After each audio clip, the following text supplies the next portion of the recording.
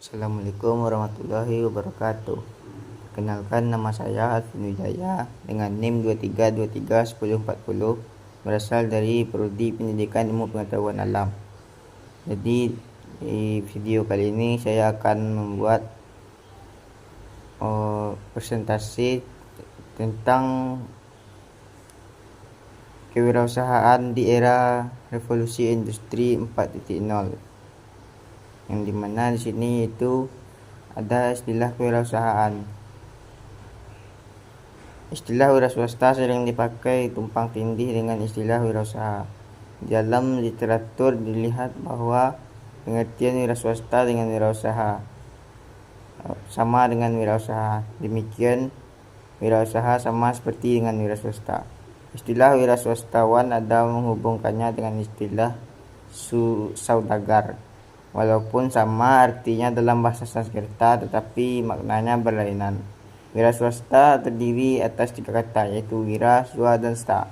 Masing-masing berarti wira adalah manusia unggul, teladan, berbudi luhur, berjiwa besar, berani, pahlawan, pendekar kemajuan, dan memiliki keagungan watak.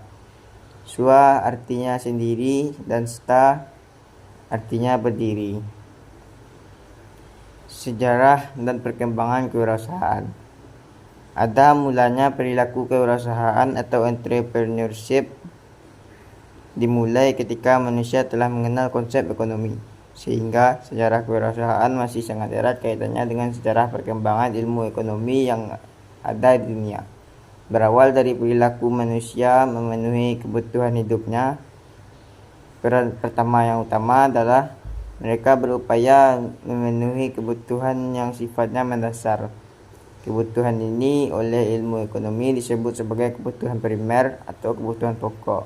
Kebutuhan ini pemenuhannya bersifat wajib dan tidak dapat ditunda lagi. Kebutuhan primer selalu sama untuk masing-masing manusia, yaitu pakaian, makanan atau minuman, dan tempat tinggal. Selanjutnya ada kebutuhan tingkat 2 yang merupakan kebutuhan sekunder. Jenis kebutuhan ini merupakan kebutuhan pendukung yang pemenuhannya semua manusia. Kebutuhan yang terakhir adalah kebutuhan tersier yang sifatnya mewah. Kebutuhan jenis ini bukan karena merupakan kebutuhan yang sifatnya wajib dan mendasar, tapi adanya kepuasan lain berupa gengsi yang akan didapat saat kebutuhan ini terpenuhi. Sifatnya nyaris sama dengan kebutuhan sekunder, yakni sangat fleksibel sehingga tidak dapat diseragamkan untuk semua orang. Sejarah kewirausahaan dapat dibagi menjadi beberapa periode. Yang pertama yaitu periode awal sejarah. Kewirausahaan dimulai dari periode awal yang dimotori oleh Marco Polo. Pada masanya terdapat 2 pihak yang pasif dan aktif. Pihak pasif bertindak sebagai pemilik modal dan mereka mengambil keuntungan yang sangat banyak terhadap pihak aktif. Sedangkan pihak aktif adalah pihak yang menggunakan modal untuk berdagang, antara lain dengan mengelilingi lautan. Mereka menghadapi banyak risiko baik fisik maupun sosial, akan tetapi keuntungan yang diperoleh sebesar 25%. Yang selanjutnya pada abad pertengahan. Kewirausahaan berkembang pada periode pertengahan. Pada masa ini, wirausahawan dilekatkan pada aktor dan seorang yang mengatur proyek besar. Mereka tidak lagi berhadapan dengan risiko, namun menggunakan sumber daya yang biasanya diberikan oleh pemerintah. Abad 17. Pada tahun 1755, Richard Cantillon memperkenalkan konsep wirausaha. Di luar negeri, konsep wirausaha dikenal sejak abad ke-16. Di Belanda, wirausaha dikenal sebagai Ondernemer. Di Jerman dikenal Unternehmer. Tahun 1950-an, pendidikan kewirausahaan dimulai dirintis di beberapa negara seperti Kanada, Amerika, dan negara Eropa lainnya. Yang selanjutnya, abad ke-18, seorang wirausahawan tidak dilekatkan pada pemilik modal, tetapi dilekatkan pada orang-orang yang membutuhkan modal. Wirausahawan akan membutuhkan dana untuk memajukan dan mewujudkan inovasi. Pada masa itu dibedakan antara pemilik modal dan wirausahawan sebagai seorang penemu. Abad 19. Sedangkan pada abad 19 dan abad 20, wirausahawan didefinisikan sebagai seorang yang mengorganisasikan dan mengatur perusahaan untuk meningkatkan pertambahan nilai personal. Nah, selanjutnya yaitu pengertian kewirausahaan. Ada kerancuan istilah entrepreneurship, intrapreneurship, dan entrepreneurial dan entrepreneur. Yang pertama yaitu entrepreneurship adalah jiwa kewirausahaan yang dibangun untuk menjembatani antara ilmu dengan kemampuan dasar. Yang selanjutnya, intrapreneurship didefinisikan sebagai kewirausahaan yang terjadi di dalam organisasi yang merupakan jembatan kesenjangan antara ilmu dengan keinginan pasar. Yang selanjutnya, entrepreneur didefinisikan sebagai seseorang yang membawa sumber daya berupa tenaga, kerja, material, dan aset lainnya pada suatu kombinasi yang menambahkan nilai lebih besar dari sebelumnya, dan juga dilekatkan pada orang yang membawa perubahan, inovasi, dan aturan baru. Yang selanjutnya yaitu entrepreneurial. Entrepreneurial adalah kegiatan menjalankan usaha atau berwirausaha. Kewirausahaan di Indonesia. Nah, ilmu kewirausahaan di Indonesia baru dikenalkan pada akhir abad ke-20. Namun praktiknya sudah dilakukan sejak dulu ada. Bahkan sejak zaman kolonial, kegiatan perniagaan dan bisnis sudah ada di Indonesia. Pada akhir abad 20, pendidikan kewirausahaan baru dipelajari hanya terbatas pada beberapa sekolah dan perguruan tinggi saja. Pendidikan kewirausahaan melalui pendidikan formal maupun pelatihan-pelatihan di segala lapisan masyarakat semakin berkembang seiring dengan perkembangan dan tantangan ekonomi seperti krisis moneter yang sempat melanda di akhir tahun 90-an. Wirausaha atau entrepreneur. Wirausaha berasal dari kata wira dan usaha. Wira yang berarti pejuang atau pahlawan. Konsep wiraan dapat diartikan sebagai kemandirian dan tidak bergantung terhadap suatu lembaga atau badan. Sedangkan usaha adalah suatu perbuatan untuk mencapai suatu tujuan. Ada 3 istilah penting yang terkait dengan konsep wirausaha, yaitu discovery, invention, dan innovation. Arti dari ketiga istilah tersebut yakni penemuan. Hanya saja dalam ilmu kewirausahaan, makna dari 3 hal tersebut berbeda. Discovery adalah istilah untuk penemuan tempat atau wilayah. Contohnya penemuan benua Amerika oleh Christopher Columbus. Dalam hal tersebut, Columbus tidak berhak mendapat keuntungan atas penemuannya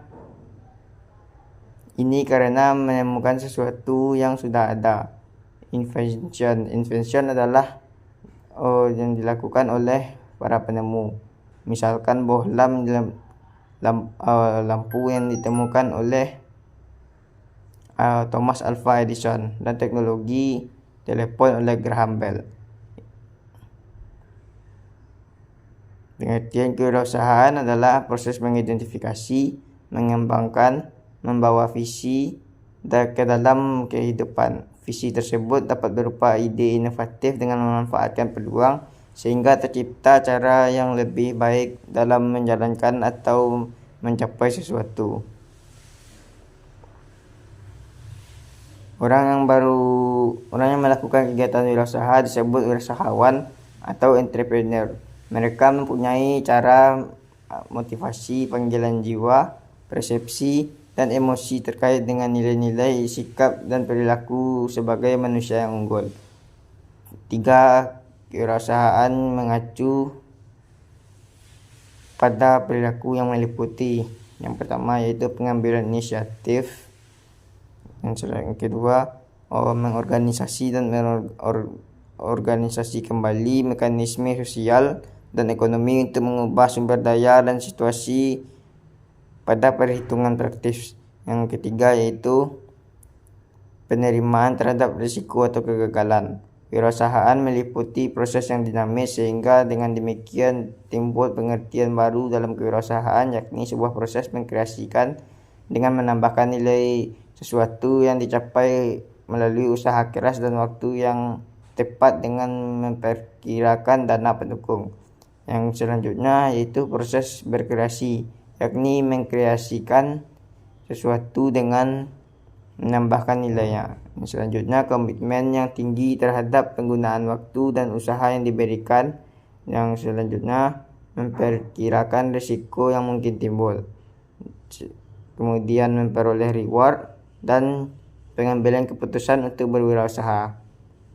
Berikut ini beberapa yang menyebabkan seseorang mengambil keputusan untuk berwirausaha. Yang pertama yaitu mengubah gaya hidup atau meninggalkan karir yang dirintis.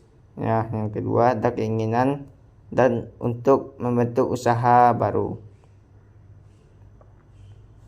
Peran wirausaha dalam perkembangan ekonomi. Peranan wirausaha tidak hanya sekedar meningkatkan pendapatan per kapita, tetapi juga memicu dan mendukung perubahan masyarakat dan bisnis. Selanjutnya yaitu tren kewirausahaan. Industri 4.0 merupakan tren otomasi dan pertukaran dana terkini dalam teknologi pabrik.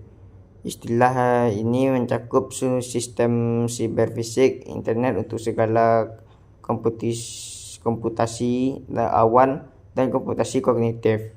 Dapat disimpulkan bahwa revolusi 4.0 adalah mengajak para pelaku usaha atau industri untuk lebih memaksimalkan peranan dan fungsi internet dalam mengembangkan bisnisnya. Dapat disimpulkan tren kewirausahaan yaitu waralaba atau franchising. Franchise adalah hak khusus yang dimiliki seorang atau badan usaha terhadap sistem bisnis dan dengan ciri usaha dalam rangka memasarkan barang dan atau jasa yang telah terbukti berhasil dan dapat dimanfaatkan. Yang selanjutnya multi-level marketing. Multi-level marketing adalah suatu sistem pemasaran yang pada prosesnya memanfaatkan pelanggan sebagai jaringan distribusi bisnis. Yang selanjutnya yaitu ecopreneur. Ecopreneur merupakan seseorang yang mampu mengubah masalah lingkungan menjadi peluang bisnis. Yang keempat yaitu technopreneur. Technopreneur adalah perpaduan dari dua kata yaitu teknologi dan entrepreneur yang dapat diartikan sebagai bisnis berbasis teknologi. Komponen dalam industri 4.0. Yang apa saja sih komponen dari industri 4.0? Itu terdiri dari perangkat seluler, Internet of Things atau IoT,